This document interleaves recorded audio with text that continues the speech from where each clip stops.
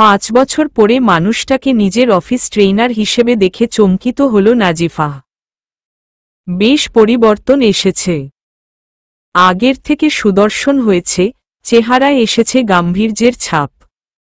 অবশ্য 5 বছর কম সময় না। পরিবর্তন হওয়ার জন্য যথেষ্ট সময়।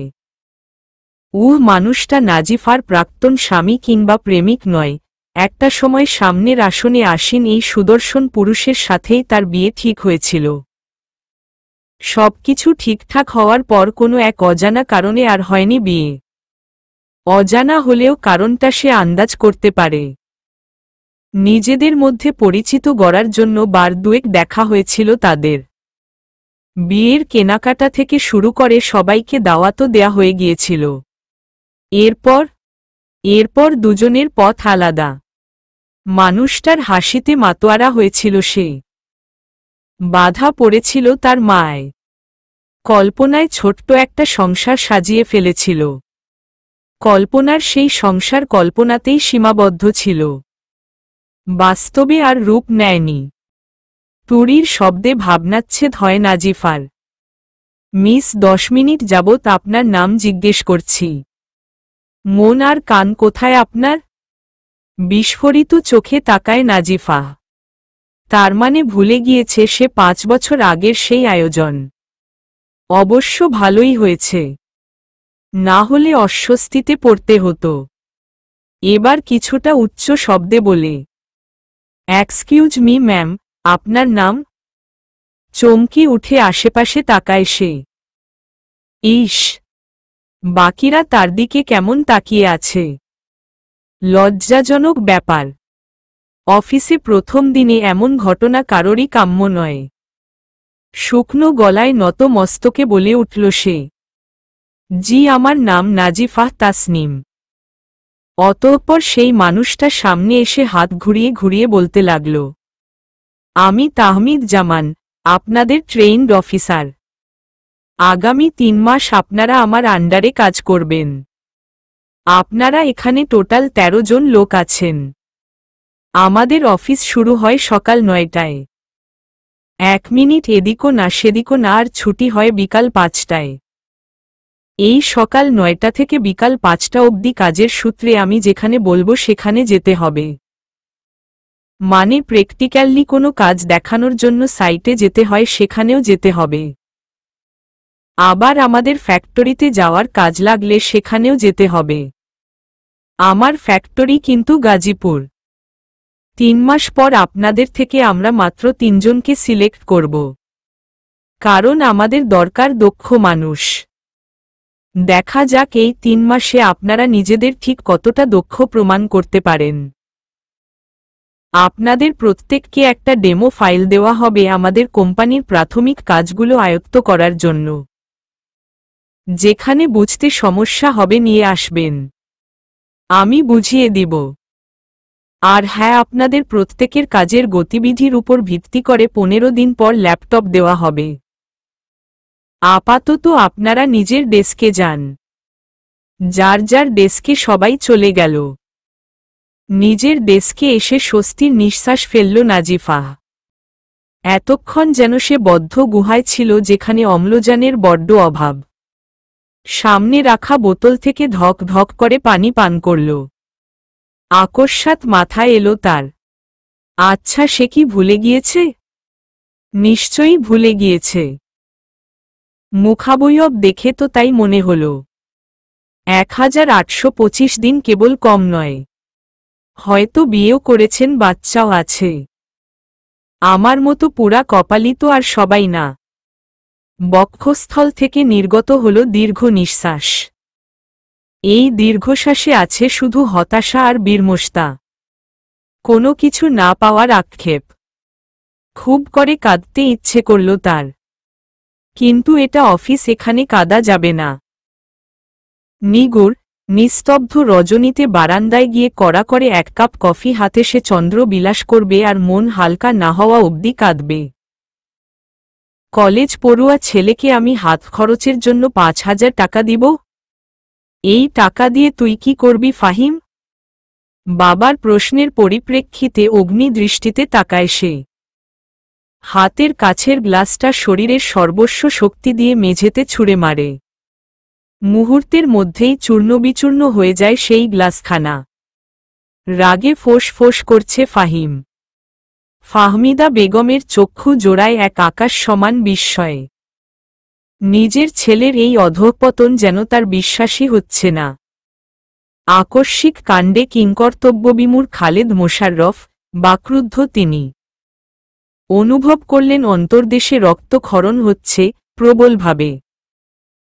ছেলের একটু একটু বকে যাওয়া উনাকে তিলে তিলে শেষ করে দিচ্ছেন। কার নজর পড়লে তার সুখের সংসারে? আমি টাকা চাইলে তোমরা এমন করো কেন? কই তোমাদের আদরের মেয়ে যখন টাকা চায় তখন তো অভাব থাকে না। কত হাসিমুখে তাকে টাকা দাও। আমার ক্ষেত্রেই এমন করো কেন? আমি টাকা চাইলে অভাব তোমাদের দোরগোড়ায় এসে দাঁড়ায়। নাজিফাহকে টাকা চাওয়ার সাথে সাথেই দিয়েছি, তুই দেখেছিস? খালেদ মোশাররফের নিস্তেজ, নীরস আর বিষণ্ণ স্বর। কথা বলার শক্তিটুকু পাচ্ছেন না। সারা শরীর কেমন অবশ আর অসার হয়ে আসছে। অদৃশ্য বৈষণ্যের শিখায় দাও দাও করে জ্বলছে উনার সুখের সংসার। যেন চোখের পলকে ভস্ম হয়ে যাবে সব। একেবারে ভস্ম হওয়ার আগে পারবে তো সেই ভয়ানক অগ্নিশিখা শীতল করতে? ফাহমিদা বেগম হুঙ্কার দিয়ে উঠলেন। তোকে এসব কে বলেছে আর কে শিখিয়ে দিয়েছে? বাবা মা হয়ে আমরা কোনো বৈষম্য করিনি, তাহলে তুই বৈষম্য কোথায় দেখলি? কেউ তোর ভবিষ্যৎ ধ্বংস করে দিচ্ছে, পরিবার থেকে আলাদা করতে চাইছে। চোখ গরম করে দাঁত কিরমির করতে করতে চেয়ারে একটা লাথি দিয়ে প্রস্থান করল ফাহিম। নতজানু হয়ে বসে খালেদ মোশাররফ। চাহনি উনার গৃহতলে স্থির। স্ত্রী কাঁধে হাত রাখতেই শির উঁচু করলেন তিনি। অসহায়ত্বের ছাপ মুখ জুড়ে। ছেলে মেয়ে দুটির টেনশনে পাগল প্রায় তিনি। অফিস টাইম শেষ। বাইরে রিকশার জন্য অপেক্ষা করছে নাজিফা। পেটেও খিদা চু চু করছে। আজ প্রথম দিন ছিল বলে ভয়ে টেনশনে কিছু মুখে তুলতে পারেনি। এখন গিয়ে আবার রান্না করতে হবে। তারপর আবার বাড়িওয়ালার মেয়েকে পড়াতে হবে। যা পাজি এই মেয়ে। ঘড়ির কাঁটার দিকে তাকিয়ে মাথা উঁচিয়ে এদিক সেদিকে রিকশার সন্ধান করতেই নাজিফার খেয়াল করল তার পাশে তাহমিদ এসে দাঁড়িয়েছে। নিজেকে গুটিয়ে নিল সে। যদি তাকে বহুবার শোনা সেই অপ্রীতিকর প্রশ্নগুলো করে তখন? মানুষ সব সহ্য করতে পারলেও নিজের চরিত্র নিয়ে কটু কথা সহ্য করতে পারে না। অফিসের গাড়ি নিকটে আসতেই এদিক সেদিকে না তাকিয়ে সেখানে চড়ে বসল তাহমিদ। গাড়ি চলে যেতেই যেন হাফ ছেড়ে বাঁচল নাজিফা। এবার ধরেই নিল বিপরীত দিকের লোকটার 5 বছর পূর্বের কিছু আর মন মস্তিষ্কে নেই। নিজের ছোট্ট রুমটায় এসে গা এলিয়ে দিল নাজিফা। মাথার উপর সাই সাই করে ঘুরতে থাকা সিলিং ফ্যানটার দিকে তাকিয়ে নিজের এই ছোট্ট জীবনের সমীকরণ মিলাতে ব্যস্ত সে। প্রাপ্তির খাতা তার শূন্য, অপ্রাপ্তির খাতা পরিপূর্ণ। কপালে হাত ঠেকিয়ে রকিং চেয়ারে বসে আছে তাহমিদ। মনটা তার বিক্ষিপ্ত, বিচ্ছুরিত আর এলোমেলো। কত বছর পর সেই অনাকাঙ্ক্ষিত মুখখানা দেখল। এতদিনের ভাটা পড়া অশান্ত ঝড়টা আবার তুমুল বেগে বইতে শুরু করেছে। কাজে মন বসাতে পারছে না সে। মনোয়ারা বেগম ছেলের মাথায় হাত রাখলেন। মায়ের পানে নির্জীব চাহনি নিক্ষেপ করল সে।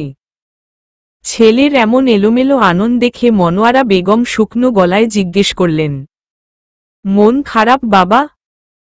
তাহমিদ ধরা গলায় বলল, আমরা যেই জিনিসটা মন থেকে চাই তা পাই না কেন? কেন পাওয়ার আয়োজন হয়েও তা হারিয়ে যায়? তুই সেই 5 বছর আগেই কেন আটকে আছিস? সেই মেয়েরও হয়তো বিয়ে হয়ে গিয়েছে। নিস্তেজ হাসল তাহমিদ। এই হাসিতে আছে কিছু না পাওয়ার বেদনা। কিন্তু তুমি আজও বললে না, এত আয়োজন করার পরও কেন তুমি বিয়েটা ভেঙে দিল? কিছু কিছু ব্যাপার জনসম্মুখে না আসাই ভালো। ওপাশের মানুষটার সম্মানহানি হতে পারে না। আমার কাছে মনে হয়েছে সে আমার ছেলের জন্য না, ব্যাস। উষ্ণ তপ্ত শ্বাস ফেলে তাহমিদ। অথচ তোমার ছেলে কিন্তু তাকে মন দিয়ে ফেলেছিল। এমনভাবে মন দিয়েছিল আর কাউকে তার মনে ধরেনি। একটা বিয়ে করে নে, দেখবি ভালোবাসা এমনি জন্ম নিবে। চেয়ার ছেড়ে উঠে দাঁড়ালো সে। বিছানার উপর থেকে নীল মলাটের ফাইলটা নিয়ে উল্টে পাল্টে বলল, আজ তো আপা আসার কথা ছিল, এলো না যে? ছেলের মুখোমুখি হয়ে দাঁড়ালেন মনোয়ারা বেগম। কথা ঘুরাচ্ছিস বাবা? এই বুড়ো মায়ের কথা একবারও ভাববি না? এই বয়সে সংসারের ঘানি আর কত টানব? হাতের ফাইলটা বন্ধ করে মায়ের দিকে নিষ্প্রভ মলিন নেত্রপাত করল। শত শত পাত্রী দেখার পর যাকে মনে ধরেছিল, আমার চক্ষু শীতল হয়েছিল, তাকেই তো পেলাম না। তাই আর বিয়ে করতে ইচ্ছে হয় না। বিশ্বাস করো মা, আর কারো মুখের দিকে তাকিয়ে আমার চক্ষু শীতল হয়নি। অনুরাগের পাখিরা ডানা ঝাপটায়নি। মনোয়ারা বেগম বিষাদভারাতুর গলায় বললেন, ফয়সাল বিয়েতে রাজি ছিল না। তারপরও তোর বাবা তার সাথে আমার মেয়েটার বিয়ে দিল। তার ফলাফল কি হল? আমার মেয়েটাকে সে আজও মন থেকে মেনে নিতে পারেনি। মনে কর তোর ক্ষেত্রেও তাই হয়েছে। মেয়েটাকে তিলে তিলে শেষ হতে দেখছি, তাই আর তোর। কত করে বললাম চলে আয়, আর ফয়সালের সংসার করতে হবে না। শুনল না আমার কথা। নির্দিষ্ট একটা মানুষের মায় আটকে গেলে সেখান থেকে আর ফিরে আসা যায় না। আপার তাই হয়েছে। ফয়সাল ভাইয়ের খবর জানি না, কিন্তু তোমার মেয়ে নিজের থেকেও বেশি ভালোবাসে। তাই তো চেয়েও কিছু করতে পারছি না। মাঝে মাঝে মেয়ের লুকায়িত আঘাতের চিহ্নগুলো দেখলে বুকটা ফেটে যায় আমার। এত তাড়াতাড়ি কেন বাবা তার কাঁধের দায়িত্ব আমার কাঁধে সঁপে দিয়ে না ফেরার দেশে চলে গেল? আমি ক্লান্ত মা, খুব ক্লান্ত। বড় বোনটার দিকে তাকালে মনে হয় আমি ব্যর্থ ভাই। আচ্ছা মা, ফয়সাল ভাই কি নিজের মেয়েটার দিকে তাকিয়েও পরিবর্তন হতে পারে না? জানি না বলে উনি পা বাড়ালেন দরজার দিকে। তাহমিদ পিছন থেকে ডেকে বলল, মা, সেই মেয়েকে কি তোমাকে বলেছিল সে এই বিয়েতে রাজি না? না, তবে এর থেকেও বেশি কিছু আমি দেখেছিলাম। দ্রুত প্রস্থান করলেন সেখান থেকে। বিশাল অন্তরিক্ষে মিটমিটে আলো ছড়ানো চন্দ্রের দিকে তাকিয়ে আছে নাজিফা। রিংটোনের শব্দে তার ঘোর কাটে। ফোন কানে তুলে শুনতে পেল বাবার মেঘমেদুর কণ্ঠ। কি করছিস মা? বাবা? মেয়ের বিষাদময় গলায় শুনে কেঁপে উঠল খালেদ মোশাররফের বুকের ভেতর। উনার চঞ্চল মেয়েটা ধীরে ধীরে প্রাণহীন হয়ে যাচ্ছে। এখন আর আগের মতো হাসে না। আগে পড়াশোনার একঘেয়েমি দূর করার জন্য প্রতি মাসে একবার গ্রামে যেত। আর এখন আশপাশের মানুষের কটু কথা থেকে বাঁচতে গ্রামেও আসে না। কিছু না করেও আজ তার মেয়েটাকে সবাই খারাপ বলে। তোর কি মন খারাপ মা? তোমার মনে আছে বাবা, 5 বছর আগে একজনের সাথে আমার বিয়ে ঠিক হয়েছিল? কার কথা বলছিস তুই? মলিন হাসল সে। বিয়ে পর্যন্ত তো একজনের সাথে গড়িয়েছে, আর বাকিরা তো দেখে যাওয়ার পরপরই ফোন করে অপমান করত। মেয়ের কথায় একেবারে চুপসে যান খালেদ মোশাররফ। স্তব্ধ হয়ে গিয়েছেন উনি, যেন কেউ উনার গলা চিপে ধরেছেন। ধরা গলায় বললেন উনি, আমি বোধ হয় কোনো পাপ করেছি, তার ফল তোরা পাচ্ছিস। তোর ভাইটাও কেমন জানি করে, কারণে অকারণে শুধু টাকা খুঁজে। আমার ছেলেটা বকে যাচ্ছে। এক সময়ের মেধাবী ছাত্রের এখন টেনেটুনে পাস করতে কষ্ট হয়। শাসন করেও লাভ হচ্ছে না। বাবার কথায় ক্রুদ্ধ শ্বাস ফেলে নাজিফা। ভাইয়ের পরিবর্তন সে নিজের চোখে দেখেছে। সান্ত্বনার স্বরে বাবাকে বলল, ছোট মানুষ বাবা, কিছু বোঝে না। বন্ধুদের সাথে চলতে ফিরতে টাকা পয়সা লাগে, তাই হয়তো তোমার কাছে বারবার যায়। মেয়ের কথার জবাবে তিনি বলেন, কলেজ পড়ুয়া ছেলে আর ছোট নেই, ওকে কেউ আমাদের সকলের বিরুদ্ধে উস্কে দিচ্ছে, আমরা নাকি তোকে সব দিয়ে দিচ্ছি। প্রসঙ্গ বদলাতে নাজিফা বলল, বাবা আজকের চাঁদটা দেখেছ? কত বড় চাঁদ! নিস্তব্ধ নিরিবিলি রাতে কি সুন্দর আবছায়া আলো ছড়াচ্ছে। দিবালোকে সূর্যের তাপমাত্রা যতটা প্রখর, উত্তপ্ত ঠিক রাতের বেলা চাঁদের নির্মল আর শীতল। আমাদের আশেপাশের মানুষেরা কেন নির্মল হয় না? এরা কেন সব জায়গায় নিজের স্বার্থ খোঁজে? প্রশ্নের পিঠে কোনো জবাব খুঁজে পেল না খালেদ মোশাররফ। বাতায়নের ফাঁক দিয়ে তাকিয়ে রইলেন নক্ষত্রমণ্ডলের দিকে। তখন কি যেন বলছিলি? 5 বছর কি নাকি? মলিন হাসলে নাজিফা। ফোনের ওপাশ থেকে মেয়ের মলিন মুখখানা দেখলেন না খালেদ মোশাররফ।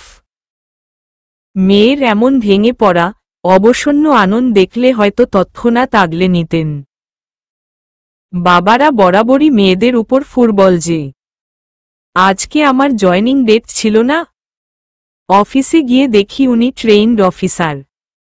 মেয়ের কথায় চকিত হয় খালেদ মোশাররফ। আতঙ্কগ্রস্ত তটস্থ গলায় প্রশ্ন করলেন, তোকে কিছু বলেছে মা? সবার সামনে কি কটু কথা বলেছে? দরকার নেই এমন চাকরি করার। আমি তো নিষেধ করেছি তোর চাকরি করা লাগবে না। আমি মাসে শেষে টাকা পাঠাবো। বাবার ভীতিগ্রস্ত কণ্ঠস্বর শ্রবণেন্দ্রিয় হতেই শব্দহীন হাসল সে। সন্তানের জন্য বাবা মায়ের কত টেনশন আর উৎকণ্ঠা। মনে হয় না আমাকে চিনতে পেরেছে। মুখের ভাবভঙ্গি দেখে মনে হলো আমাকে প্রথম দেখেছে। স্বস্তির নিঃশ্বাস ফেলেন খালেদ মোশাররফ। প্রচণ্ড ভয় পেয়ে গিয়েছেন উনি। উনার সন্তানকে কেউ কটু কথা বলুক উনি মানতে পারবেন না। গ্রাম বাংলায় একটা কথা আছে, যার যার সন্তান তার কাছে হীরার টুকরো। না চিনলেই ভালো। অতঃপর দুই বাবা মেয়ে দুজনই নিশ্চুপ, নীরব কানে ফোন ধরে রেখে অক্রিয় হয়ে দাঁড়িয়ে রইল কিয়ৎকাল। অলক্ষিতভাবে মেয়ের ফোপানোর শব্দ পেয়ে চমকে যায় খালেদ মোশাররফ। ভয়চকিত আতঙ্কপ্রবণ গলায় বললেন, কি হয়েছে মা? কাঁদছিস কেন? তুই কাঁদলে বাবার কষ্ট হয় তো। এতক্ষণে চেপে রাখা রোদন আর চেপে রাখতে পারল না সে। কাকুতিপূর্ণ স্বরে বলল, বাবা, আমার সাথেই কেন এমনটা হলো? আমি কার কি ক্ষতি করেছি বাবা? তোমার সম্মানের কথা চিন্তা করে কারো সাথে উচ্চ বাক্যে কথা বলিনি। ছেলেদের থেকে দূরে দূরে ছিলাম। দিন শেষে কেন আমার চরিত্রের উপর আঙুল তুলে মানুষ? সমবয়সী মেয়েরা যখন তাদের বাচ্চা নিয়ে যায় তখন কষ্ট হয় না। তারা যখন আমার দিকে বাঁকা নজরে তাকায় তখন আমার কষ্ট হয়। জীবনে বিয়েটাই মুখ্য বলো? মানুষের কটু কথা থেকে বাঁচতে গ্রাম ছেড়েছি। এতটা মেন্টাল প্রেশার আমি আর নিতে পারছি না। আমার খুব কষ্ট হয় বাবা। আমি তো বিয়ের জন্য মরিয়া হয়নি, তাহলে মানুষ কেন বয়স হয়েছে? বিয়ে করো বলে মাথায় খায়? মেয়ের কান্নার প্রতিটা নিনাদ খালেদ মোশাররফের বুকে তীরের মতো বিঁধছে। এক অসহায় বাবা তিনি। কোনো কিছুর কুলকিনারা করতে পারছেন না। কে আছে এসবের পিছনে? কাঁদিস না মা। এই সকল দুঃখ একদিন সুখে পরিণত হবে। সকল দুশ্চিন্তা আর উৎকণ্ঠার কালো মেঘ সরে গিয়ে সুখ আর শান্তি নামক বিহঙ্গরা ডানা ঝাপটে উড়ে বেড়াবে বিস্তৃত অন্তরিক্ষে। তখন মনে হবে এক সমুদ্র পরিমাণ দুঃখ ছিল বলেই সুখ নামক ঢেউয়েরা আছড়ে পড়ছে কিনারায়। দুঃখ আছে বলেই সুখ নামক শব্দটা এত দামি। ধৈর্য ধর মা, ধৈর্য ধর। সমুদয় দুঃখ মিলিয়ে যাবে হাওয়ায়, আর সুখে অবগুণ্ঠিত হবে সমস্ত কায়া। দ্রুত নাস্তা বানাচ্ছে মনোয়ারা বেগম। আর একটু পরেই ছেলে অফিসের উদ্দেশ্য বের হবে। এই বয়সে এত তাড়াহুড়ো করে কাজ করা যায় নাকি? একা সবকিছু সামলাতে হিমশিম খাচ্ছেন উনি। কাজের মেয়েটা হয়েছে ফাঁকিবাজ। ঠিক যতটা দেরি করে আসা যায় ঠিক ততটাই দেরি করে আসে। টেবিলে নাস্তা দেওয়া শেষ মনোয়ারা বেগমের। ফরমাল ড্রেসআপে রুম থেকে বেরিয়ে এলো তাহমিদ। কাঁধে ঝুলানো ল্যাপটপের ব্যাগ। ব্যাগটা পাশের চেয়ারে রেখে বলল, আজ শ্যামলী আসেনি। তিনি বড় বড় শিল্পপতিদের থেকেও ব্যস্ত। বাসায় এসে যে পায়ের ধুলো দেন সেটাই তো অনেক। চায়ের কাপে চুমুক দিয়ে তাহমিদ বলল, এত ফাঁকিবাজি করলে বাদ দিয়ে দাও। মনোয়ারা বেগম রোগর গলায় বললেন, এই শহরে চাকরির চেয়ে কাজের মেয়ে পাওয়া কঠিন। মায়ের কথা শুনে শব্দযোগে হাসতে লাগল তাহমিদ। তুমি পারো মা। নাস্তার পর্ব চুকিয়ে তাহমিদ ছুটল অফিসের দিকে। মনোয়ারা বেগম টেবিল পরিষ্কার করে মাত্রই একটু বসেছেন অমনি কলিং বেল বেজে উঠল। শ্যামলী এসেছে ভেবে চোখ মুখ কঠিন হয়ে এলো উনার। প্রস্তুতি নিলেন আজ দুকথা শুনিয়ে দিবেন। কাজে আসলে আসবে না আসলে নেই। দরজা সামান্য ফাঁক করতেই একটা ৮ বছর বয়সী ছোট্ট মেয়ে নানু বলে ঝাঁপিয়ে পড়ল মনোয়ারা বেগমের কোলে। বাচ্চাটার সংস্পর্শ পেয়ে মনোয়ারা বেগমের বিরক্তিভাবটা নিমিষেই উধাও হয়ে গেল। ক্লান্তিকর মুখে ফুটে উঠল হাসি। আমার নানুমনিটা কেমন আছে? সে তার নানুর গলা জড়িয়ে বলল, ভালো আছি। তুমি কেমন আছো নানু? এতক্ষণ ভালো ছিলাম না, কিন্তু তোমাকে দেখে ভালো হয়ে গেছি। মন খারাপের অভিনয় করে মনোয়ারা বেগম পুনশ্চ বললেন, আসার কথা কালকে ছিল, তাহলে এলে না কেন? সে চোখ বড় বড় করে বলল, জানো নানু কাল কি হয়েছে?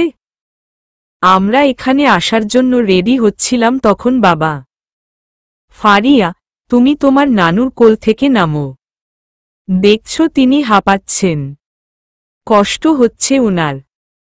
মায়ের রাগত স্বরের চিৎকার শুনে কেঁপে উঠল ফারিয়া। মনোয়ারা বেগম এবার মেয়ের দিকে দৃষ্টিপাত করলেন। কপালের একপাশে কাটা। সুচালো দৃষ্টিতে মেয়ের পা থেকে মাথা অবধি চোখ বুলালেন তিনি। ওকে ধমকে চুপ করালি কেন তুবা? ওকে ওর কথা শেষ করতে দে। তুবা মেয়ের দিকে চোখ গরম করে বলল, কোনো কথা শেষ করতে হবে না। বাইরেই দাঁড়িয়ে থাকব নাকি? মনোয়ারা বেগম মেয়ের অভিমুখে দৃষ্টি স্থির রেখে পুনরায় জিজ্ঞেস করলেন, কপালে কাটা দাগ কিসের? এইবারে দৃষ্টি নত হয়ে গেল তুবার। গলার স্বর নমনীয় হয়ে এলো। মিয়ে যাওয়া গলায় বলল, কাল রাতে লোডশেডিং হওয়ার পর অন্ধকারে হাঁটতে গিয়ে দেয়ালের সাথে ধাক্কা লেগে কেটে গেছে। মেয়ের মুখপানে স্থির দৃষ্টিতে তাকিয়ে রইলেন মনোয়ারা বেগম। নাস্তা করে মাত্রই বসেছেন খালেদ মোশাররফ। ফাহমিদা বেগম টেবিল পরিষ্কার করছেন। উনার মুখোমুখি ফাহিম দাঁড়িয়ে বলল, আমার ৫,০০০ টাকা? খালেদ মোশাররফ ছেলের দিকে না তাকিয়ে বললেন, তোর মায়ের কাছ থেকে ৫০০ টাকা নিয়ে যা। ৫০০ টাকার কথা শুনে মেজাজ তিরিক্ষি হয়ে গেল ফাহিমের। রুর গলায় বলল, আমি ৫০০ না ৫,০০০ টাকার কথা বলেছি। চোখ গরম করে তাকালেন খালেদ মোশাররফ। কখনো গায়ে তুলিনি বলে ভাবিস না হাত তুলব না। এখনো সময় আছে, অসৎ সঙ্গ ত্যাগ কর। ফাহিম রাগে নিজের চুলগুলো টেনে হনহন করে কক্ষ থেকে প্রস্থান করল। ছেলের যাওয়ার পানে তাকিয়ে তপ্ত শ্বাস ফেললেন তিনি। ফাহিম মায়ে মুখোমুখি দাঁড়িয়ে ক্রোধান্বিত গলায় বলল, ভেবেই নিয়েছ সবকিছু তোমার মেয়েকে দিয়ে যাব? বাবার জমি জমার লোভে বুঝি তোমার মেয়ে বিয়ে করছে না? এত লোভ তোমার মেয়ের? কর্ণকুহরে প্রতিটা শব্দ পৌঁছানো মাত্রই সপাটে চর বসিয়ে দিলেন ছেলের গালে ফাহমিদা বেগম। দিন দিন মাথায় চড়ে বসছে সে। মেয়েটা আমার মানুষের কথার আঘাতে গ্রামেই পা দেয় না। বাহিরের মানুষের কথা তো তাও সহ্য করা যায়। তুই মায়ের পেটের ভাই হয়ে কিভাবে বললি? তোর মুখের কথাগুলো শুনলে আমার মেয়ে মরে যাবে। কোলে পিঠে করে মানুষ করার পর যখন কেউ তিক্ত মর্মভেদী কথা বলে তখন তো মনে হয় এর থেকে মৃত্যুও শ্রেয়। তোকে পেটে ধরে আমি পাপ করেছিলাম। চর দেওয়া গালে গালে হাত রেখে ভেতরে ভেতরে ফুঁসতে লাগল ফাহিম। বিন্দু বিন্দু জলের ফোঁটার ন্যায় সকল রাগ, ক্ষোভ, ক্রোধ গিয়ে জমতে লাগল নাজিফার উপর, যা সম্পর্কে সম্পূর্ণ অজ্ঞাত নাজিফা। একটা ফাইল নিয়ে এসে তাহমিদের কেবিনের সামনে এসে দাঁড়িয়েছে নাজিফা। নক করবে কি করবে না ইতস্ত করতে লাগল সে। তাহমিদের মুখোমুখি হলে তার বক্ষস্থলে ঝড়ের তাণ্ডব শুরু হয়। কেন জানি অসম্পূর্ণ স্বপ্নটা আবারও দেখতে ইচ্ছে করে। এক মন বলে, স্বপ্ন দেখে যা নাজিফা। তোর সেই অর্ধপূর্ণ অলীক কল্পনা বাস্তবে পাবে পরিপূর্ণতা। আরেকটা মন বলে, আবারও স্বপ্ন দেখে ভেঙে গুড়িয়ে যাস না। এইবার স্বপ্ন ভাঙলে একেবারে নিঃস্ব হয়ে যাবি। লোকটার বউ বাচ্চাও থাকতে পারে। এসব আজে বাজে চিন্তা মাথা থেকে ঝেড়ে ফেলে কয়েকটা নিঃশ্বাস ফেলে নিজেকে ধাতস্থ করল সে। দরজায় টোকা দেওয়ার জন্য হাত বাড়াতেই তড়িৎ গতিতে দরজা খোলে তাহমিদ। তাহমিদ এতটাই তারার মধ্যে ছিল তার বুকের সাথে। তাহমিদ এতটাই তারার মধ্যে ছিল যে দ্রুত কক্ষ থেকে বের হতে গিয়ে তার বুকের সাথে নাজিফার মাথার আকস্মিক অস্ত্রবিহীন সংঘর্ষ হয়। শক্ত বলিষ্ঠ বুকের ধাক্কায় সে টাল সামলাতে না পেরে ছিটকে পড়ে মেঝেতে।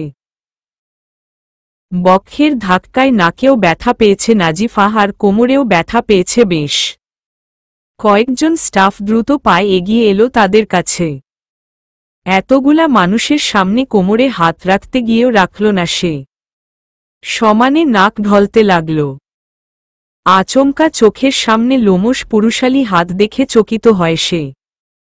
অতঃপর যখন দেখল মানুষ তাহমিদ সে শুকনো ঢুক গেলে। কি হলো? হাত ধরে উঠে আসুন। Hurry up. আপনাদের সবাইকে নিয়ে ফ্যাক্টরিতে যাব।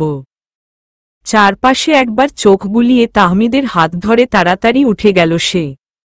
পিছন থেকে একজন বলল, বেশি ব্যথা পেয়েছ? নাজিফা হেসে বলে, তেমন একটা না। নাজিফার লাল হয়ে যাওয়া নাকে পাথরের নাকফুলটা জ্বলজ্বল করতে দেখে সেই দিকে তীক্ষ্ণ দৃষ্টিতে তাকিয়ে রইল তাহমিদ। স্যার, আপনার গাড়ি আর বাকি স্টাফদের জন্য মাইক্রো চলে এসেছে নিচে। জুনিয়র তনয়ার কথা ধ্যানভঙ্গ হয় তাহমিদের। এপাশ ওপাশ তাকায় সে।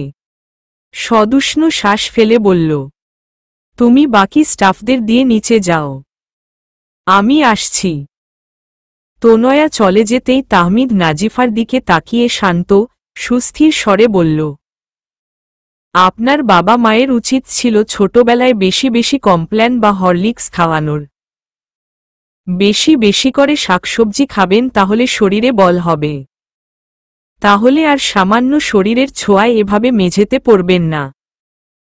নিজেই নিজেকে কন্ট্রোল করতে পারবেন। বিস্ফোরিত, চমকিত নয়নে তাকিয়ে রইল সে। এটা শরীরের সামান্য ছোঁয়া? গাড়ির সামনে এসে বাধে বিপত্তি। মাইক্রোতে আর জায়গা নেই যে নাজিফা বসবে। যেহেতু পুরুষ আর সাথে মহিলা আছে, সেক্ষেত্রে গাদাগাদি করে বসার প্রশ্নই আসে না। অসহায় হয়ে সে গাড়ির বাইরে দাঁড়িয়ে রইল। নাজিফাহকে গাড়ির বাইরে দাঁড়িয়ে থাকতে দেখে তাহমিদ তোনাকে পাঠালো কি সমস্যা হয়েছে দেখার জন্য। তনয়া নাজিফার কাছে গিয়ে আবার দ্রুত পায়ে ফিরে এলো। স্যার, ওই গাড়িতে জায়গা নেই বসার, সেজন্য সে বাইরে দাঁড়িয়ে আছে। তাহমিদ কিছুক্ষণ ভেবে বলল, আচ্ছা, ওই ড্রাইভারকে বলো গাড়ি স্টার্ট দিতে আর উনাকে বলো আমাদের গাড়িতে আসতে। কিন্তু স্যার। সমস্যা নেই, আমি সামনে বসব, আর তোমরা দুজন পিছনের সিটে বসো, তাহলেই হবে। তুই কিছু লুকাচ্ছিস আমাদের থেকে? মনোয়ারা বেগমের প্রশ্নের থতমত খেয়ে যায় তুবা। শ্যামলী এলো না যে আজ? কথার মোড় ঘুরাবি না তুবা। যা প্রশ্ন করছি তার উত্তর দে। কি লুকাবো মা? লুকানোর কি আছে? হতাশা মিশ্রিত শ্বাস ফেলেন মনোয়ারা বেগম। তোর বিবর্ণ চেহারা, নিস্তেজ গলার স্বর আর হালকা মুছে যাওয়া আঘাতের চিহ্ন অনেক কিছুই বলে। চলে আয় না মা, আর করতে হবে না সংসার। তুই চলে এলে তোকে আমরা ফেলে দিব না। অদৃশ্য বাঁধনে বাধা পড়েছি মা, সেই বাঁধন ছিন্ন করার শক্তি আমার নেই। আর সেই বাঁধনকে আরো মজবুত করেছে তোমার নাতনি। হারে ফয়সালের কি কোথাও সম্পর্ক আছে? তেমন কিছু হলে বিশ্বাস করো মা, তাও নিজের মনকে বুঝাতে পারতাম যে হয়তো অন্য কাউকে ভালোবাসে, তাই আমাকে মেনে নেয়নি। বিয়ের বছর খানিক ঠিক ছিল, হুট করেই ও বদলে যেতে শুরু করল। সেই রহস্যের কোনো কুলকিনারা করতে পারলাম না। কিসের জন্য ফয়সালের এমন আমূল পরিবর্তন? তোমার ছেলের এই উগ্র আচরণে কি করবে কিছু ভেবেছ? দিন দিন লাগামহীন হয়ে যাচ্ছে। কি বলছে না বলছে কিছুই মুখে আটকায় না। স্ত্রীর কথার পিঠে কোনো জবাব খুঁজে পেলেন না খালেদ মাহমুদ। তাকিয়ে রইলেন বাইরের কদম গাছটার দিকে। ছেলে মেয়ে দুজনের চিন্তায় পাগলপ্রায় উনি। গতকাল সন্ধ্যায় খায়ের ভাই বললেন ফাহিমকে নাকি উনি সিগারেট খেতে দেখেছেন। এই কথাটা কয়েক মাস আগে বললেও আমি হয়তো বিশ্বাস করতাম না। আজ বিশ্বাস করতে হচ্ছে। কিসের কমতি দিয়েছি ফাহমিদা আমি? ছেলের সিগারেট খাওয়ার কথা শুনে চকিত হলেন ফাহমিদা বেগম। তাহলে কি উনার ছেলে পুরোপুরি নষ্ট হয়ে গিয়েছে? অজানা আতঙ্কে উনার বুকের ভেতরটা মোচড় দিয়ে উঠল। তুমি কিছু জিজ্ঞেস করবে না ছেলেকে? আমার নিজেকে একটু ঠান্ডা মাথায় ভাবতে দাও। ছেলের সাথে রাগারাগি করলে কোনো ফয়দা হবে না, উল্টো হিতে বিপরীত হবে। দেখা যাবে ফাহিম উল্টো পাল্টা সিদ্ধান্ত নিয়ে বসে আছে। এয়ারপোর্ট এরিয়ায় আসা মাত্রই জ্যামে ফেসেছে নাজিফ আহদের গাড়ি। প্রচণ্ড গরমে পাগলপ্রায় অবস্থা। ঘেমে নেয়ে একাকার এক একজন। সূর্যের তাপমাত্রাও গায়ে বিঁধছে তির্যকভাবে। ঘণ্টা দেড়েক অপেক্ষার পরে জ্যাম ছাড়াতে স্বস্তির নিঃশ্বাস ফেলল সবাই। সামনের লুকিং গ্লাস দিয়ে একটু পরপর নাজিফাহকে আর চোখে দেখছে তাহমিদ। নাজিফাহ খেয়াল না করলেও ব্যাপারটা চোখে বিঁধেছে তনয়ার। সুচালো দৃষ্টিতে তাকিয়ে রইল সেই দিকে। ফ্যাক্টরিতে পৌঁছানো মাত্রই তাহমিদ সবাইকে বলল, এটা আমাদের সবচেয়ে বড় ফ্যাক্টরি, বাকি দুইটাতেও নিয়ে যাব। আপনারা এখন ফ্যাক্টরির সকল কিছু অফিস থেকে দেওয়া নোটবুকে লিখবেন। যাবতীয় কিছু পাই পাই করে লিখতে হবে। দেখা যাক কার চোখে কতটা ত্রুটি ধরা পড়ে। পাশাপাশি এটাও দেখতে হবে প্রতি ঘন্টায় এখান থেকে ঠিক কত প্রোডাকশন হচ্ছে।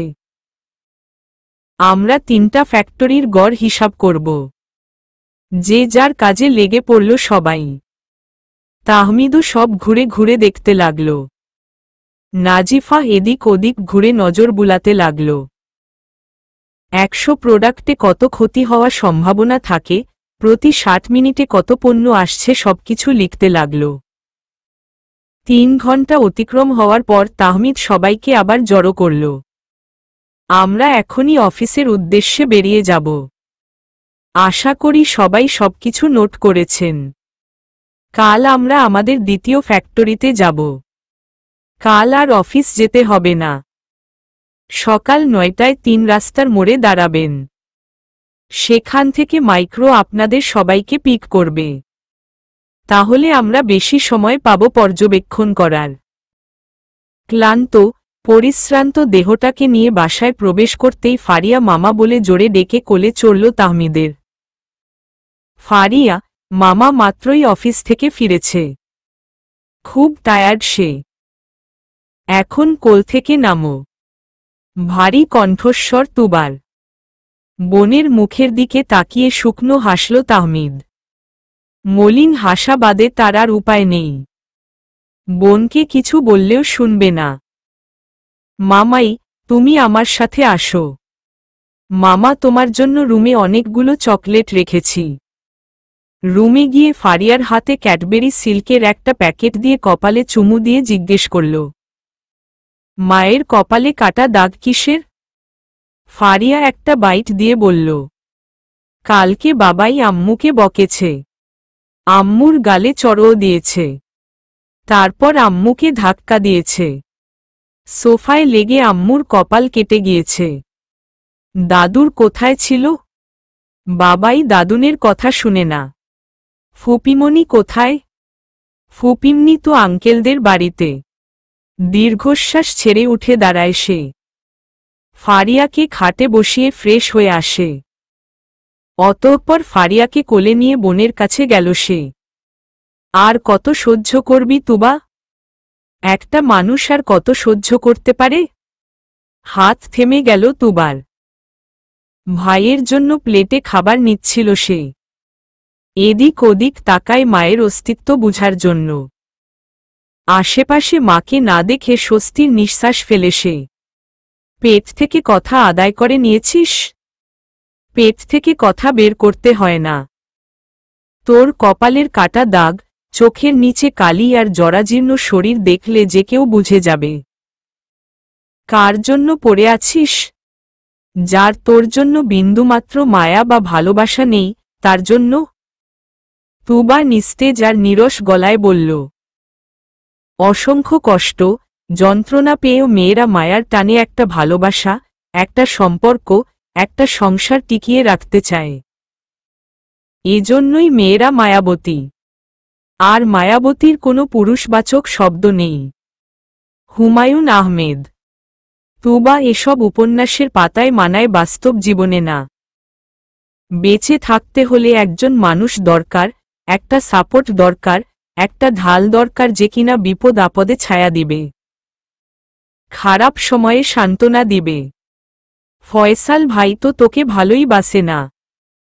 তাহমিদের দিকে তীক্ষ্ণধার দৃষ্টিতে তাকিয়ে তুবা বলল, তোকে ফয়সাল বলেছে সে আমায় ভালোবাসে না? স্ত্রী তো আমি, তাই না? শুন ভাই, স্ত্রীকে চিনা যায় স্বামীর দরিদ্রতায়, আর স্বামীকে চিনা যায় স্ত্রীর অসুস্থতায়। আমি যখন অসুস্থ হই ফয়সাল প্রকাশ না করলেও আমি ওর চক্ষুদয়ে উৎকণ্ঠা দেখতে পাই, হারানোর ভয় দেখতে পাই। আবার নিজেই তোর শরীরে আঘাত করে, অদ্ভুত না ব্যাপারটা? শুন তুবা, ভাইবোনের টান থাকা স্বাভাবিক, কিন্তু তোর আর আমার একসাথে থাকা সেই জন্মলগ্ন থেকে। একসাথে একই উদরে আমরা ছিলাম। তোর নির্জীব মুখ দেখলে আমার একটা কথাই মনে হয়, বাবা বেঁচে থাকলে কখনো এমনটা হতে দিতেন না। তোকে সেখান থেকে নিয়ে আসতেন আরও আগে। তোর সকল যাতনা, ক্লেশ, শুকিয়ে যাওয়া আঘাতের চিহ্ন তোর থেকেও বেশি পীড়া আমাকে দেয়।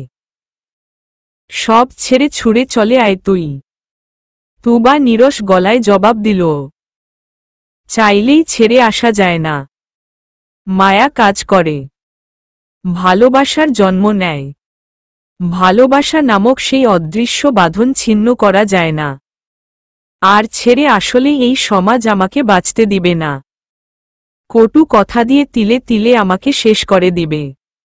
আর আমার মেয়েটা, ও ছন্নছাড়া হয়ে যাবে। আমার মেয়ের ভবিষ্যৎ নষ্ট হয়ে যাবে। কিছু কিছু সময় মা বাবা সন্তানের মঙ্গল কামনার জন্য অনেক কিছু চেপে যায়। তোর বান্ধবী কই যে বাবার হাত পায়ে ধরে তার ভাইয়ের বউ করেছিল? ধারালো গলায় তাহমিদের প্রশ্ন। নিরুত্তর, নিসারা হয়ে দাঁড়িয়ে রইল তুবা।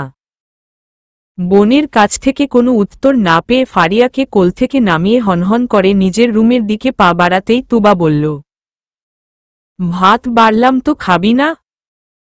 স্থান ত্যাগ করতে করতে তাহমিদের উত্তর। বোনের শরীরের আঘাতের চিহ্ন চোখে পড়তেই পেট ভরে গেছে। সহ্যের সীমা যেদিন অতিক্রম করবে সে আমি মনে রাখব না আমি কাউকে কোনো কথা দিয়েছি।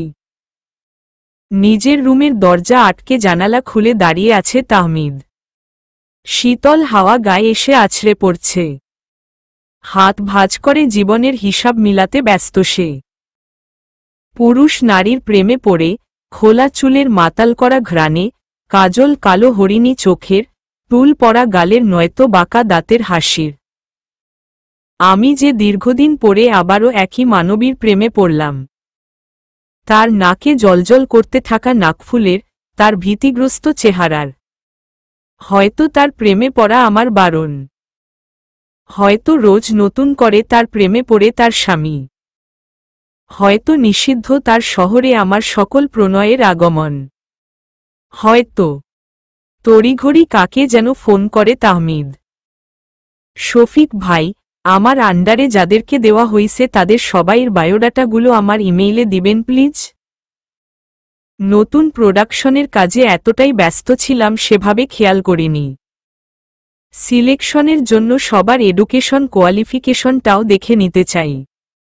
ও পাশে কি বলল শোনা গেল না, কিন্তু তাহমিদ বলল, আচ্ছা ভাই, সমস্যা নেই, আপনি ফ্রি হয়ে দিয়েন আমাকে।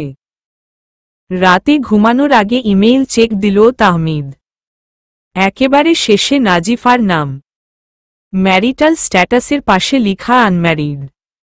ঔষ্ঠদয় প্রসারিত হল তাহমিদের। বিড়বিড় করে বলল, তাহার শহরে আমার আগমন নিষিদ্ধ না। প্রণয়ের ঝড় তোলার সুযোগ এখনো আছে। নিঃসঙ্গতার চাদর ফেলে এবার সঙ্গীর হাতে হাত রাখার সময় হয়েছে। তুলনামূলক সবার আগে এসেই 3 রাস্তার মোড়ে দাঁড়িয়ে আছে নাজিফা। এখনো কেউ আসেনি। ঘড়ির দিকে তাকিয়ে খেয়াল করল 8:45 বাজে। 5টা বছর তো কম সময় না। বিয়ে কেন করলেন না আপনি? পুরুষালী কণ্ঠে এমন প্রশ্ন শুনে থমকে গেল নাজিফা। ঘাড় ঘুরিয়ে তাহমিদকে দেখে ঠিকরে গেল নাজিফা। তাহমিদের কথা ঠিক হজম করতে পারছে না সে। একে তো চিনতে পেরেছে, আরেক তো 5 বছর আগে তো কারণ জেনেই বিয়ে ভেঙেছিল। তাহলে দুজনের চোখে চোখ পড়তেই দৃষ্টি নত করে ফেলে সে। দূরত্ব বজায় রেখে তাহমিদ হাত ভাঁজ করে দাঁড়াল। নাজিফাকে নিশ্চুপ দেখে তাহমিদ ভ্রু উঁচিয়ে পুনশ্চ প্রশ্ন করল, উত্তর দিলেন না মিস নাজিফা?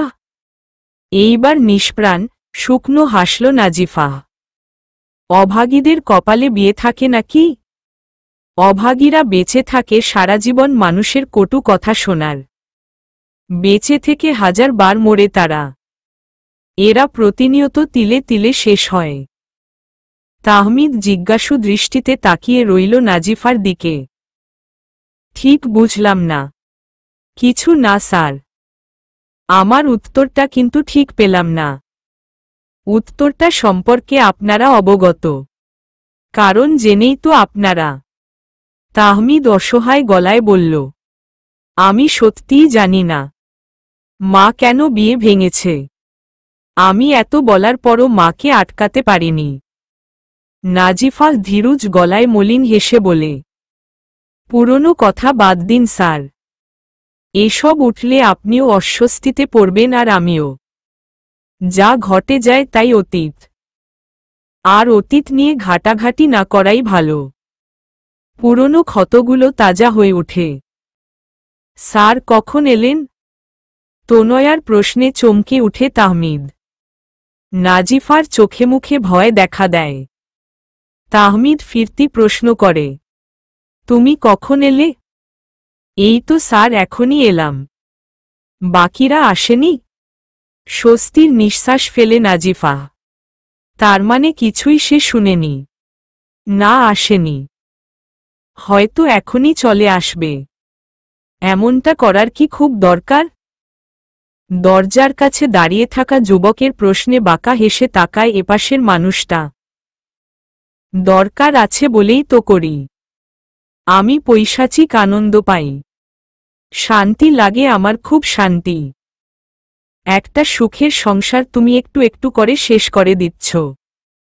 বাচ্চা ছেলেটার ভবিষ্যৎ নষ্ট করছ। আর নাজিফাহকে তুমি অর্ধেক মেরাই ফেলেছ। এবার তো বন্ধ করো। আমি যতদিন বেঁচে থাকি বন্ধ হবে না। সে সুখে সংসার করবে আর আমি বসে বসে দেখব, তা তো হবে না। আজ এই সুখের সংসার আমার হওয়ার কথা ছিল। আমার যেহেতু হয়নি তাই আমিও সংসার করতে দিব না। আল্লাহ সইবে না। এসবের ফল তুমি পাবে। পাচ্ছি তো, আমি ফল পাচ্ছি। ওদের হাসি খুশি দেখলে আমার কষ্ট হয়। আমিও ভালোবেসেছি। এত বার করে নিজের আবেগ প্রকাশ করেছি। কই গ্রহণ তো করল না।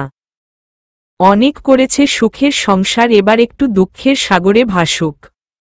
হয়তো তোমার নিয়তিতে ছিল না, তাই তোমার সাথে তার বিয়ে হয়নি। তাই বলে তুমি তোমার সেই ভালোবাসাকে ঘৃণা আর রাগে পরিণত করবে। আর নাজিফাহ তো তোমাকে তার মনে করা আর জেনেটিক্যালি হওয়া এক কথা না। তাই তুমি তার সদ্ব্যবহার করছ। কুটিল হাসল মানুষটা। ওই পরিবারের সবাইকে অপদস্থ হতে দেখলে আমার বেশ লাগে। গত 5টা বছর ধরে আমি শান্তিতে ঘুমাই। বিশ্বাস কর বাবা, আমি এর আগে ঘুমাতে পারতাম না। প্রত্যাখ্যান করার কথা মনে হয়ে যেত। সে বুঝুক স্বপ্ন ভেসে গেলে কেমন লাগে। দীর্ঘশ্বাস ফেলে যুবক। এই দীর্ঘশ্বাসে মিশে আছে আক্ষেপ, অনুশোচনা আর অনুতাপ। তার নিজের উপর খুব রাগ হয়। সবকিছু জেনেও তাকে চুপচাপ থাকতে হয়। সেও বাধা, তার কিছুই করার নেই। তার মা যে মৃত্যুর মুখে। মুখ খুললেই এপাশের মানুষ তার মাকে দৃষ্টির অলক্ষ্যে শেষ করে দিবে। বড় নিখুঁত তার অভিনয়। সে সূচ হয়ে ঢুকে আর ফার হয়ে বের হয়। এই মানুষটার রোষানল, ক্রোধ থেকে বাঁচতে নিজের ভালোবাসাকেও জলাঞ্জলি দিয়েছে সে। তারপরও তার ভালোবাসাকে এই মানুষের ক্রোধ থেকে বাঁচাতে পারল না। ফয়সাল, তুমি কি বিজি? ফাইলের পাতা উল্টাতে উল্টাতে ফয়সাল জবাব দিল, অফিসে আছি। বিজি তো থাকবই। তুবা আমতা আমতা করে বলল, আসলে ফারিয়া সন্ধ্যার দিকে বাসার বাইরে যেতে চাইছে। মানে ফাস্টফুড খাবে। সেজন্য তোমাকে বলতে ফোন দিয়েছিলাম। ফয়সাল ব্যস্ত ভঙ্গিতে বলল, তো যাও, এতে বলার কি আছে। তুবা আচ্ছা বলে ফোন কেটে দিল। ড্রয়িং রুমে এসে দেখল শ্যামলী নিজের বাসায় ফেরার প্রস্তুতি নিচ্ছে। তোর কি কাজ করার ইচ্ছে আছে নাকি নাই? কোমরে উড়না গুজে শ্যামলীর উত্তর। কেন আপা, কি হইছে? রাগী গলায় তুবা বলল, তোকে রাখা হয়েছে মায়ের সাহায্যের জন্য, তার বয়স হয়েছে। কিছুই সে আগের মতো করতে পারে না। অবসর সময়ে মায়ের সাথে গল্প করবি, সময় কাটাবি। আর তুই 2 দিন পরপর ফাঁকি দিস কাজে। এমন করলে তোকে বাদ দিয়ে দিবে। মাথা নত করে ফেলে শ্যামলী। ওই বাসা থেকে মাটন বিরিয়ানি রান্না করে এনেছিলাম। তোর জন্য এক বক্স রেখেছি। যাওয়ার সময় ফ্রিজ থেকে নিয়ে যাস। নত মস্তকে সম্মতিতে মাথা নাড়ে শ্যামলী। পশ্চিম আকাশে অস্তগামী সূর্য।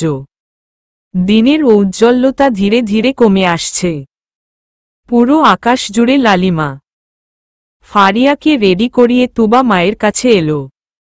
চলো না মা, একসাথে বের হই। তুমি তো সারাদিন বাসায় থাকো, বাইরে হাঁটাহাঁটি করলে ভালো লাগবে। ফারিয়া ঝুটি করা চুলগুলো নাড়িয়ে বলল, চল না নানু। মনোয়ারা বেগম আদরের সহিত নাতনির গাল টানলেন। না নানু, তোমরাই যাও। নানুর শরীর ভালো লাগছে না। তারপর তুবার দিকে তাকিয়ে বললেন, বাইরে গিয়ে হাঁটাহাঁটি করলে হাঁটুর ব্যথা বাড়বে। তাছাড়া আর একটু পরে তাহমিদ চলে আসবে। ওকে বলবো আমাদের সাথে জয়েন করতে। একেবারে ডিনার করে ফিরব। আরে ছেলেটা ক্লান্ত থাকবে। দরকার নেই এসব করার। তোরাই বরং যা। সন্ধ্যার টিমটিম আলো। বিশাল অন্তরিক্ষে বড় থালার ন্যায় চন্দ্রিমা উকি দিয়েছে। সে একটু একটু করে তার উজ্জ্বল দীপ্তি ছড়াচ্ছে চতুর্দিকে। তার আশেপাশে ঘিরে থাকা অসংখ্য তারকা মিটমিট করে জ্বলছে। সোডিয়ামের হলদেটে আলো জ্বলে উঠল, যার দরুন এখন সবকিছু পরিষ্কার দেখা যাচ্ছে। যে যার মতো হেঁটে চলেছে ব্যস্ত রাস্তায়। ছোট্ট ফারিয়া তিরিং বিরিং করে মায়ের বা হাতের কনিষ্ঠ আঙুল ধরে হাঁটছে। অঙ্গজার এমন দুষ্টুমি উপভোগ করছে তুবা। রেস্টুরেন্টে মা মেয়ে বসেই তুবা মেয়েকে প্রশ্ন করল, কি খাবে মা? পিৎজা অর্ডার করি নাকি চিকেন ললিপপ? ফারিয়া একটু ভাবার ভঙ্গিতে বলল, দুটোই। তুবা চোখ গরম করে বলল, উহু, যে কোনো একটা খেতে হবে। একদিনে দুটো খাওয়া যাবে না, অসুস্থ হয়ে যাবে। ফারিয়া ঠোঁট উল্টে মায়ের দিকে তাকিয়ে রইল। আরে তুবা যে, কতদিন পর দেখা। কোনো পুরুষের মুখে নিজের নাম শুনে চমকে যায় তুবা। মেয়ের থেকে দৃষ্টি সরিয়ে ঘাড় কাত করে তাকায় বাদিকে। আরে মিলন ভাই, কেমন আছেন? আলহামদুলিল্লাহ। মেয়ে নিয়ে খেতে এসেছ? তা হাজবেন্ড কোথায়? হাজবেন্ড অফিসে। মেয়ের বায়না মিটাতে আসলাম। Can I join with you? Yeah sure. স্বামীর বাড়িতেই বেশি থাকো মনে হচ্ছে। এই দিকে তো আর আসো না। তেমন কিছু না ভাই, আসলে মেয়ে বড় হচ্ছে, শাশুড়ি অসুস্থ, মেয়ের বাবা প্রমোশন হয়েছে, আগের থেকেও ব্যস্ত। সারাদিনের ক্লান্তি শেষে তার পাশে থাকতে হয়, তাই আর কি। তবে আমি 2 দিনের জন্য এই বাড়িতে এসেছি। আগে তো আসলে মায়ের সাথে দেখা করে যেতে। মায়ের শরীরটা বেশি ভালো না মিলন ভাই, সেজন্য এসেছি। তাই আর যাওয়া হয়নি। মায়ের কাছে কাছে থাকছি। তুবাদের প্রতিবেশী মিলন। বেশ কিছুক্ষণ কথা বলার পর ওয়েটার এসে পিৎজা দিয়ে গেল। মিলনের সাথে কথা বলছে আর মেয়েকে খাইয়ে দিচ্ছে তুবা। হয়তো সে জানে না তার জন্য নীরব ঝড় অপেক্ষা করছে। নিবন্ত, অবসাদগ্রস্ত শরীরটাকে নিয়ে সোফায় বসে পড়ল তাহমিদ। আজ ক্লান্তির পরিমাণটা একটু বেশি। রাস্তার জ্যাম মানুষকে আরও তিক্ত করে তুলে। কিয়ৎকাল চোখ বুজে রইল তাহমিদ। মায়ের ডাকে আখি পল্লব উন্মুক্ত করে তাকায় সে। এক গ্লাস লেবুর শরবত হাতে দাঁড়িয়ে আছেন মনোয়ারা বেগম। মায়ের হাত থেকে গ্লাসটা নিয়ে এক চুমুকে শেষ করে শরবতটা। পরিশ্রান্ত, ক্ষীণ গলায় জিজ্ঞেস করে, তোমার মেয়ে আর নাতনি কোথায়? ছেলের হাত থেকে খালি গ্লাসটা নিয়ে বললেন। নাতনির আবদার মিটাতে মেয়ে তাকে নিয়ে বের হয়েছে। সোজা হয়ে বসে তাহমিদ। মনোয়ারা বেগম খালি গ্লাসটা নিয়ে রান্নাঘরের দিকে পা বাড়াতেই ছেলের কথা শুনে পা চলা থেমে যায় মনোয়ারা বেগমের। আমি বিয়ে করলে খুব খুশি হবে মা? ছেলের মুখে বিয়ের কথা শুনে চক্ষুদয় চকচক করে উঠল মনোয়ারা বেগমের। উৎফুল্ল চোখ ছেলের দিকে নেত্রপাত করলেন উনি। সত্যি বলছিস বাবা, তুই বিয়ে করবি? তুই যাকে বিয়ে করে আনবি আমি তাকেই মেনে নিব। মায়ের দিকে তাকিয়ে মলিন হাসল। ভেবে বলছো তো? যাকে বিয়ে করব তাকেই মেনে নিবে? দুপা ছেলের দিকে এগিয়ে এসে দাঁড়ালেন তিনি। আমি শুধু চাই তুই জীবন শুরু কর, আর কিছু না। আমি তোমার কাছে কিছু কথা জানতে চাই মা। ছেলের দিকে জিজ্ঞাসু দৃষ্টিতে তাকলেন উনি। 5 বছর আগে কেন বিয়েটা ভেঙে দিয়েছিলে মা? মলিন হয়ে এলো মনোয়ারা বেগমের চেহারা। আমার মেয়েটা যেমন মানসিক অশান্তিতে থাকে, ছেলেটা সেভাবে যেন মানসিক অশান্তিতে না থাকে, তাই। কিসের জন্য মনে হয়েছিল মা আমি ওই মেয়েকে বিয়ে করলে মানসিক অশান্তিতে থাকব? এই 5 বছরে অনেকবার জিজ্ঞেস করেছি মা, একবারও তুমি উত্তর দাওনি। আজ আমি জানতে চাই মা, কেন করেছিলে মা এমনটা? একটা মেয়েকে পূর্ণ একটা সংসারের স্বপ্ন দেখিয়ে মাঝপথে কেন বাধা হয়ে দাঁড়ালে? একটা পরিবারের সম্মানে কেন আঘাত করলে? সবচেয়ে বড় কথা, তোমার ছেলে ওই মেয়েটাকে মন থেকে চাইত। আজ তুমি সব প্রশ্নের জবাব দিবে মা। আমার জানা খুব দরকার মা। আজ মনোয়ারা বেগম এতটুকু বুঝেছেন, নাছোড়বান্দা তাহমিদ উনার পেট থেকে কথা বের করেই ছাড়বে। একটা মেয়ের ব্যক্তিগত বিষয় নিয়ে কখনো ছেলের সাথে আলোচনা করতে চাননি উনি। তাই কখনো প্রশ্নের উত্তরগুলো দিতেন না। লম্বা একটা শ্বাস ফেলে বললেন, ওই মেয়েটার অন্য জায়গায় সম্পর্ক ছিল। শুধু এতটুকুতে সীমাবদ্ধ থাকলে হয়তো আমি বিয়েতে বাধা দিতাম না। মেয়েটার তার প্রেমিকের সাথে শারীরিক সম্পর্কও তৈরি হয়েছিল। মায়ের মুখ নিঃসৃত প্রত্যেকটা বাক্য শ্রবণেন্দ্রিয় হতেই বিস্ফোরিত চোখে তাকায় তাহমিদ তার মায়ের দিকে। তৎক্ষণাৎ সে বসা থেকে উঠে দাঁড়ায়। চোখ জোড়ায় তার এক আকাশ সমান বিস্ময়ে। একটা বাক্যও সে হজম করতে পারছে না। মেয়েটার যদি সম্পর্ক থাকে তাহলে 5 বছর পরেও কেন সে অবিবাহিত? কেন বলল তার মতো অভাগীদের বিয়ে হয় না? হিসেব মিলছে না কিছুতেই। কেমন অস্থির লাগছে তাহমিদের। কাতর গলায় মাকে বলল, তুমি নিশ্চিত মা?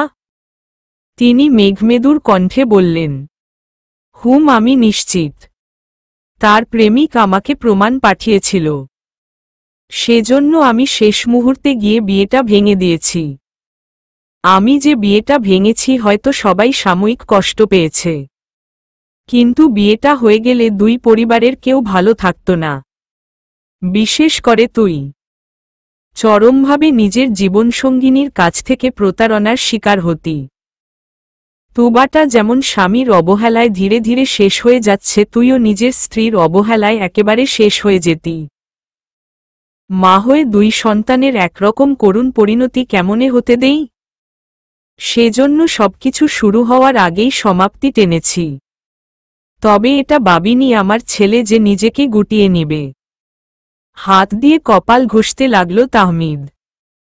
কিন্তু তেমনটা তো কিছুই হলো না মা। সবকিছু তো সেই আগের মতোই আছে।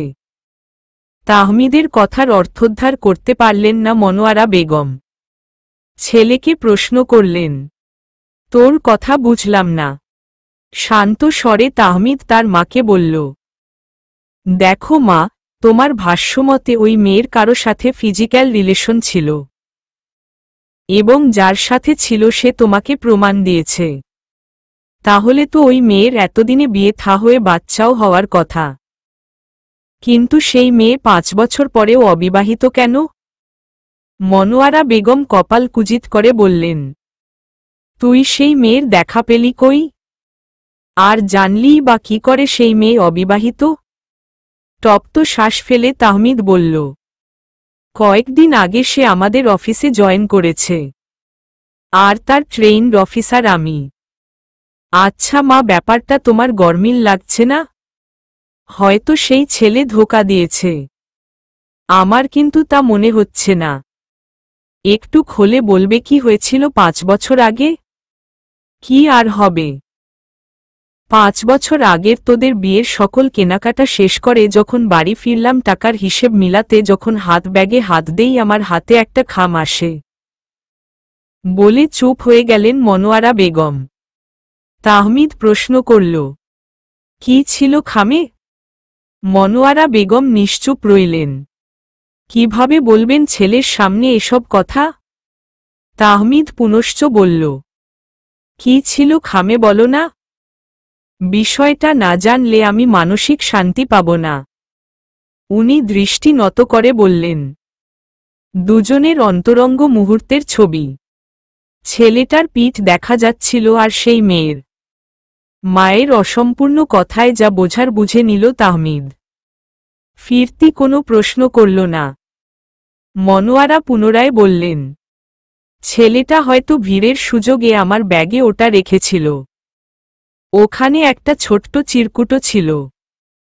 তাতে লেখা ছিল, আমরা দুজন দুজনকে পছন্দ করি এবং ভালোবাসি। একটা দম্পতির যেমন সম্পর্ক থাকে আমাদের মাঝেও তেমন সম্পর্ক বিদ্যমান।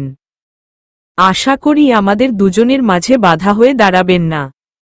এগুলো যদি বিশ্বাস না হয় আমি আপনাকে আরও ছবি পাঠাব। মনোয়ারা বেগম কিছু মনের করার ভঙ্গিতে বললেন, ওখানে আরও কিছু লেখা ছিল, আপাতত মনে পড়ছে না। তাহমিদ মিয়ে যাওয়া গলায় বলল, মা সেই ছবিগুলো কি আছে? দেখাতে পারবে একবার? মনোয়ারা বেগম ছেলের কথা শুনে বললেন, এসব ছবি দেখা লাগবে না। একটা মেয়ের সম্মান সেখানে জড়িয়ে। আমি তোদের সেই শিক্ষা দেইনি। যা গেছে তো গেছে। আর ছবিগুলো আমি পুড়িয়ে ফেলেছি। সবকিছু গোছগাছ করে মাত্রই অফিস থেকে বেরিয়েছে ফয়সাল। শরীরটা বড্ড ক্লান্ত তার।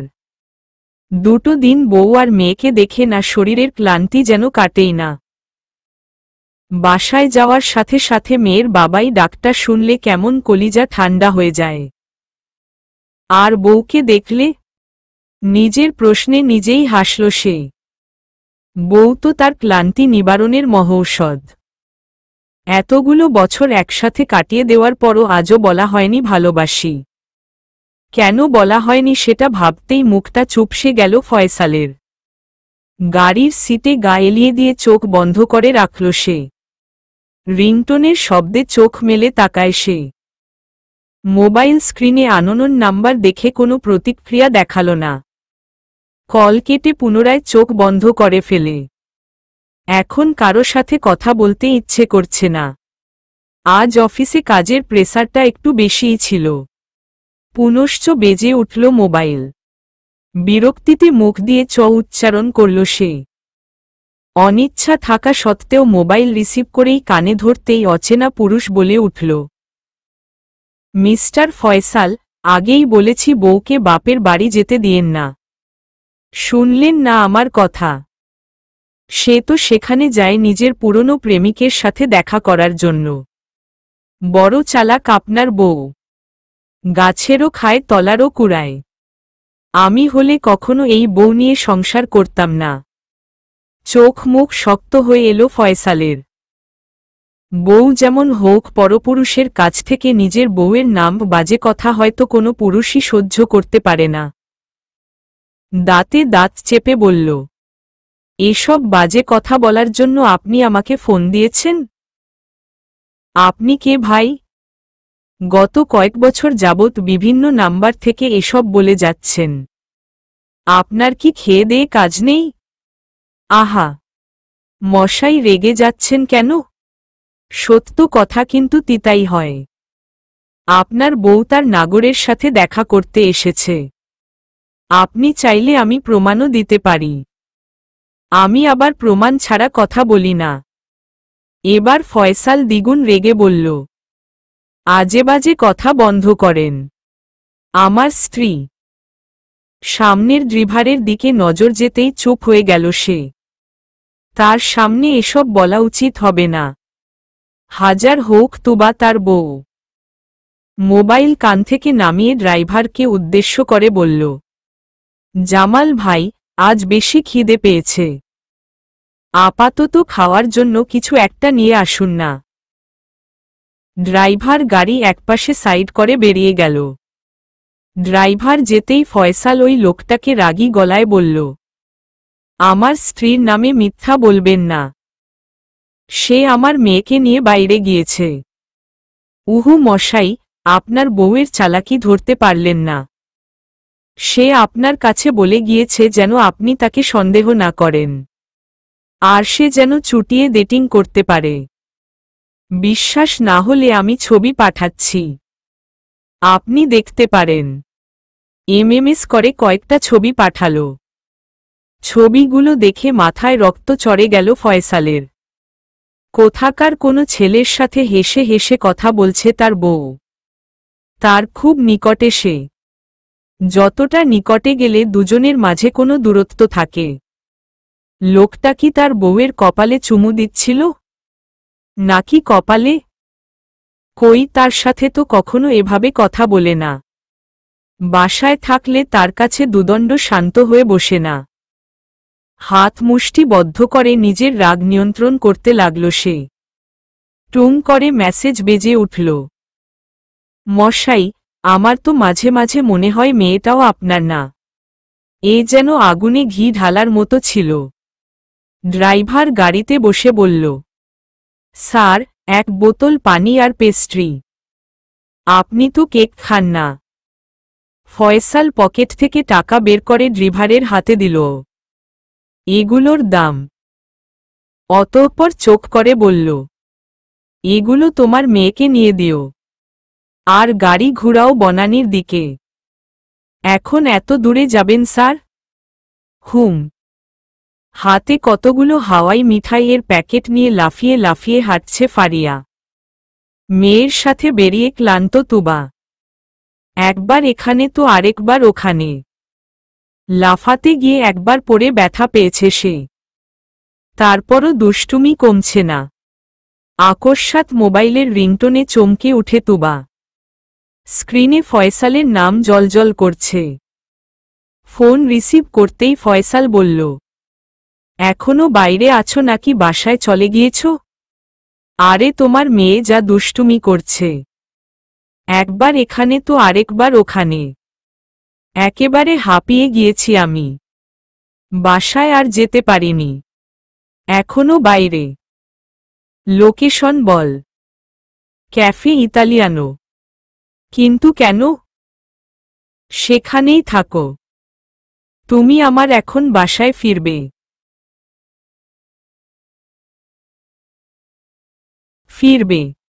জামাল ভাই, ক্যাফে ইতালিয়ানোর দিকে যান।